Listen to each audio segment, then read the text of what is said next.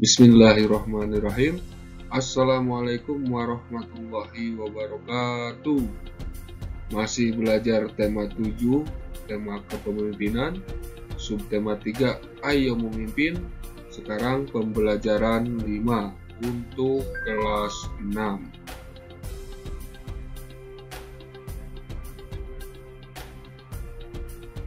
Tujuan pembelajarannya adalah sebagai berikut. Yang pertama, melalui kegiatan mengamati dan berdiskusi, siswa dapat mengidentifikasi sikap yang pantas ditiru dan sikap yang tidak pantas ditiru dari suatu cerita dengan benar. Kedua, melalui kegiatan mengamati, siswa dapat menjelaskan nilai-nilai yang terkandung dalam sila kelima Pancasila dengan benar. Ketiga, melalui penugasan, siswa dapat menuliskan contoh-contoh penerapan nilai-nilai keadilan dengan benar. Keempat, melalui praktik, siswa dapat mempresentasikan peta pikiran tentang menghadapi masa pubertas dengan percaya diri. Ketujuh, melalui praktik, siswa dapat berpidato dengan baik dan percaya diri. Menjadi pemimpin bagi diri sendiri. Memimpin diri sendiri saat melakukan kegiatan membutuhkan ketegasan dan keberanian. Jika tidak, kita pasti akan membuat berbagai alasan untuk menundanya. Mari kita belajar tentang memimpin diri sendiri melalui cerita berikut. Memimpin diri sendiri. Pada pagi hari, biasanya Dondo menjadi yang pertama siap di meja makan. Namun berbeda dengan pagi ini, ayah, ibu, dan Kak Ola yang menunggu Dondo di ruang makan. Ayah pun memanggil Dondo, tetapi Dondo tidak menyahut. Kemudian, ibu menuju ke kamar Dondo. Di depan kamar Dondo, ibu mengetuk pintu sambil berkata, Dondo, ayo kita segera makan pagi. Ya, Bu, jawab Dondo. Ibu membuka pintu kamar Dondo. Ibu melihat Dondo sudah berseragam, tetapi belum menyisir rambut. Dondo juga baru memasukkan buku-bukunya ke tas. Kamu tidak terlambat bangun, Dondo? Tanya ibu. Iya, Bu. Tadi malam Dondo mengerjakan tugas. Dondo baru tidur pukul 11. Dondo juga belum sempat menyiapkan tas sekolah, jawab Dondo. Kapan tugas ini diberikan? Tanya ibu. Sudah seminggu lalu sebenarnya, Bu, jawab Dondo. Kalau kamu bisa memimpin dirimu sendiri, pasti pagi ini kamu tidak akan terlambat, kata ibu. Memimpin diri sendiri itu bagaimana maksudnya, Bu? Tanya Dondo. Maksud ibu, kalau kamu bisa memimpin dirimu sendiri untuk mengatur waktumu lebih baik, pasti tugas ini sudah selesai dari kemarin-kemarin, kata ibu. Iya, Bu. Dondo akan berusaha memimpin diri sendiri agar lebih baik. Dondo tidak akan menunda-nunda pekerjaan lagi, kata Dondo. Bagus, ibu bangga Dondo mau memperbaiki diri. Tapi ibu senang kamu sudah berusaha keras dan mengerjakan tugasmu sendiri. Ayo, sekarang kita makan pagi, ajak ibu. Nah, setelah membaca dan mendengarkan cerita tadi, kita mungkin pernah memiliki pengalaman yang sama seperti Dondo. Kita bisa belajar untuk menjadi lebih baik dari pengalaman tersebut. Ada sikap yang tidak pantas ditiru dan sikap yang dapat ditiru dari cerita Dondo tersebut. Apa sikap yang tidak pantas ditiru apa coba? Yaitu menunda-nunda mengerjakan tugas dan tidur larut malam. Seperti kalian ya, kalau tugasnya hari ini, kerjakan hari ini, jangan dinanti-nanti atau di besok-besok. Akhirnya tugasnya menumpuk dan tidak terselesaikan. Sebaliknya, sikap yang dapat kita tiru adalah bertanggung jawab menyelesaikan tugas. Nah, itu Dondo sikapnya bertanggung jawab. sampai larut malam mengerjakan tugas supaya bisa selesai. Dondo juga mau berusaha memperbaiki diri agar menjadi lebih disiplin dalam mengatur waktu. Ambil hikmahnya ya dari cerita tersebut, apa yang pantas ditiru dan apa yang tidak pantas ditiru oleh kita. Nilai yang terkandung dalam sila kelima Pancasila. Saat memimpin diri sendiri, kita harus mampu mengatur waktu untuk melaksanakan semua hak dan kewajiban. Harus menjaga keseimbangan hak dan kewajiban, karena merupakan salah satu nilai sila kelima Pancasila. Sila kelima Pancasila bunyinya bagaimana? Ya, betul, keadilan sosial bagi seluruh rakyat Indonesia. Berikut ini adalah nilai-nilai yang terkandung dalam sila kelima Pancasila. Yang pertama, suka bekerja keras. Jadi tidak suka berleha-leha, tidak santai-santai. Kalau pelajar berarti belajar dengan keras supaya bisa paham dan bisa mengerti apa yang dipelajari dan tentunya bisa mengamalkan apa yang kita pelajari. Yang kedua, menghormati hak orang lain. Jadi tidak memaksakan kehendak, harus menghormati hak orang lain. Yang ketiga, mengembangkan sikap adil terhadap sesama. Jadi kalian harus mengembangkan sikap adil terhadap sesama, terhadap teman, terhadap satu kelompok belajarnya harus adil. Adil itu menempatkan sesuatu pada tempatnya. Yang keempat, menjaga keseimbangan antara hak dan kewajiban. Nah, kalian sebagai pelajar contohnya misalnya haknya mendapatkan pengajaran, tapi kalian tidak melaksanakan belajarnya, kewajibannya tidak dilaksanakan yaitu belajar. Nah, itu tidak seimbang. Harus seimbang antara hak dan kewajiban. Contoh lain, haknya kalian minta jajan, tapi kewajibannya membantu orang tua tidak. Dalam sila kelima ada nilai menjaga keseimbangan antara hak dan kewajiban. Yang kelima, memberi pertolongan kepada orang lain agar dapat berdiri sendiri. Maksudnya berdiri sendiri supaya bisa mandiri. Kita tolong, pertamanya dia tidak bisa, misalnya dalam belajar. Teman kamu ada yang tidak bisa tentang matematika, tentang bangun ruang. Nah, kamu tolong dulu kasih pelajaran sehingga teman kamu yang tadi tidak paham sampai paham dan bisa mengerjakan tugasnya secara sendiri. Itu salah satu contohnya ya, banyak contoh yang lain. Yang keenam, menghargai hasil karya orang lain yang bermanfaat bagi kemajuan dan kesejahteraan bersama. Jadi kalau ada hasil karya orang lain, kalian jangan menghina.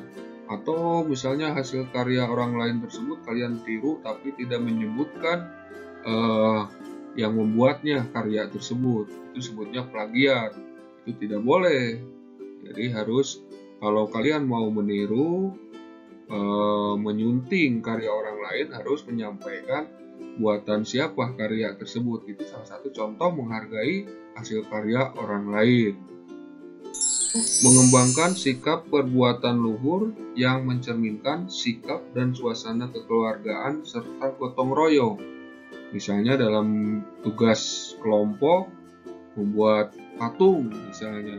Nah, semuanya harus berpikir, harus bekerja sama, bergotong royong, baik dananya atau pekerjaannya. Itu termasuk kegiatan yang mencerminkan sikap gotong royong, dan ini termasuk keadilan sosial bagi seluruh, ya, keadilan sosial untuk bersama.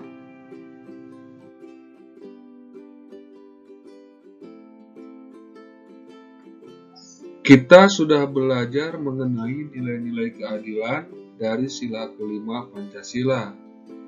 Kita harus bisa menerapkan nilai-nilai tersebut dalam kehidupan sehari-hari.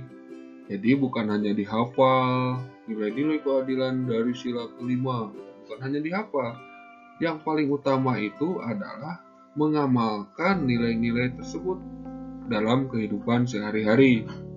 Nah, berikut ini adalah contoh penerapan nilai-nilai keadilan dalam kehidupan sehari-hari. Contoh yang pertama misalnya meminjamkan alat tulis kepada teman kita. Nah, misalnya teman kita kebetulan tidak membawa alat tulis, lupa atau ketinggalan atau habis. Nah, kalian bisa meminjamkannya atau meminjamkan alat tulis kepada temanmu. Nah, teman kamu juga yang itu jangan selalu mengandalkan teman lain, harus berusaha sendiri. Contoh selanjutnya, menjenguk teman atau tetangga yang sakit. Nah, misalnya teman kamu atau tetangga kamu sakit, kalian harus menjenguknya. Tapi di zaman pandemi COVID ini, jika teman kamu sakit yang harus diisolasi, seperti misalnya terkena virus corona, sebaiknya tidak menjenguk ya, atau menjenguknya tetap menjaga protokol kesehatan. Contoh selanjutnya yaitu menggunakan sarana umum dengan bijaksana. Jadi dalam menggunakan sarana umum, kalian jangan merusaknya. Atau misalnya naik angkot, jangan semena-mena duduknya karena ada orang lain yang membutuhkan sarana umum tersebut. Contoh selanjutnya yaitu mematuhi aturan membuang sampah di lingkungan rumah. Jadi kalau ada aturan misalnya jangan membuang sampah di sungai, kalian harus mematuhi aturan tersebut. Contoh selanjutnya dalam penerapan nilai keadilan di kehidupan sehari-hari yaitu tidak memarkir kendaraan secara sembarangan di jalan kampung, mau di jalan kampung atau di jalan kota, pokoknya tidak boleh. Contohnya misalnya punya kendaraan mobil tapi tidak punya garasi, akhirnya dia memarkirkan kendaraannya tersebut di jalan umum, akhirnya kan mengganggu pengguna jalan yang lain, itu tidak adil. Atau sudah ada keterangan dilarang parkir tapi masih tetap parkir, nah, itu juga tidak adil, tidak mematuhi aturan. Contoh selanjutnya dalam penerapan nilai keadilan dalam kehidupan sehari-hari yaitu belajar dengan tekun agar dapat berprestasi atau bisa menggapai cita-cita kamu atas usaha sendiri, bukan bantuan orang lain atau atas usaha yang tidak sesuai dengan aturan yang berlaku. Jadi kita harus berusaha sendiri. Kalau kalian berarti belajar dengan tekun, jangan mengandalkan teman, tapi harus atas usaha sendiri. Nah, itu contoh-contoh penerapan nilai-nilai keadilan dalam kehidupan sehari-hari. Masih banyak contoh-contoh yang lain, dari yang 6 contoh ini masih banyak. Nah, kalian bisa mencari sendiri, bisa menyebutkan sendiri nanti ya, mencari contoh-contoh tentang penerapan nilai keadilan dalam kehidupan sehari-hari. Menjelaskan peta pikiran. Pada pembelajaran 2, kita telah membuat peta pikiran tentang persiapan menghadapi masa pubertas. Sekarang, kalian harus menjelaskan isi dari peta pikiran tersebut. Nah, contohnya ada seperti yang dijelaskan oleh si Eko sebagai berikut. Sebagai siswa kelas 6, kita akan mengalami masa pubertas. Pada masa pubertas, organ reproduksi kita mulai berkembang. Oleh sebab itu, diperlukan beberapa persiapan untuk menghadapi masa pubertas. Kita perlu mencari informasi terkait pubertas melalui buku, internet, atau bertanya kepada orang dewasa. Kita juga harus mendekatkan diri kepada Tuhan dan mendengarkan nasihat orang tua. Selanjutnya, kita perlu memilih teman yang baik. Jangan sampai salah bergaul dan terjerumus ke dalam hal-hal yang merugikan. Selain itu, kita juga harus selalu melakukan hal-hal yang positif. Contohnya dengan melakukan hal-hal yang dapat mengembangkan hobi, bakat, dan minat. Pada pembelajaran sebelumnya, kita sudah menyusun naskah pidato. Naskah pidato tersebut bisa kita sampaikan secara lisan di depan teman-teman atau orang tuamu. Saat menyampaikan pidato, kita harus memperhatikan beberapa hal. Kita ingat kembali hal-hal yang perlu diperhatikan saat menyampaikan pidato secara lisan sebagai berikut. Yang pertama, harus memahami isi pidato. Jadi apa yang mau dipidatokan, kita harus paham dulu isinya. Jangan sampai apa yang akan kita pidatokan tidak paham isinya. Akhirnya kalian pidatonya tidak sampai isi pidatonya kepada pendengar atau audiens. Yang kedua, mampu mencairkan suasana. Misalnya suasananya kurang kondusif, kalian harus bisa mencairkan suasana sehingga audiens atau pendengar bisa fokus lagi mendengarkan pidato kalian. Yang ketiga, tidak hanya melihat pada teks. Jadi misalnya kalau teksnya A, kalian bisa tambah atau bahasa kerennya di-improv, ditambah kata-kata yang lain, kalimat yang lain supaya lebih mantap pidatonya. Yang keempat, menggunakan bahasa yang baik. Tentunya bahasa yang baik itu yang pertama bisa dimengerti oleh audiens. Jangan sampai misalnya audiensnya tidak mengerti bahasa Inggris, kalian berpidato dengan bahasa Inggris. Terus bahasanya baik, santun, sopan, efektif. Yang kelima, menggunakan gerakan tubuh yang wajar. Jadi, ekspresi dari gerakan tubuh tersebut sesuai dengan apa yang dipidatokan. Jangan yang aneh-aneh atau berlebihan, jadi harus wajar dan sesuai. Yang keenam, menggunakan intonasi dan ekspresi wajah yang tepat. Intonasi itu tekanan suaranya, terus ekspresi wajah yang tepat. Misalnya berpidato untuk menyemangati audiens, tapi ekspresi wajahnya sedih atau tidak semangat. Mau sampai bagaimana isi pidato tersebut? Atau lagi mengeluh, tapi wajah kalian senang, itu ekspresinya senang, itu tidak sesuai. Dan yang ketujuh, berpenampilan sopan, percaya diri, dan penuh semangat. Tentunya harus sopan ya, berpenampilan pakaiannya. Terus sikap kamu harus percaya diri, jangan demam panggung di waktu pidato. Dan tentunya harus penuh semangat. Itu hal-hal yang perlu diperhatikan saat menyampaikan pidato. Alhamdulillah, tema 7, subtema 3, pembelajaran 5 sudah selesai. Terima kasih. Tetap semangat, laksanakan semua tugas pada pembelajaran ini.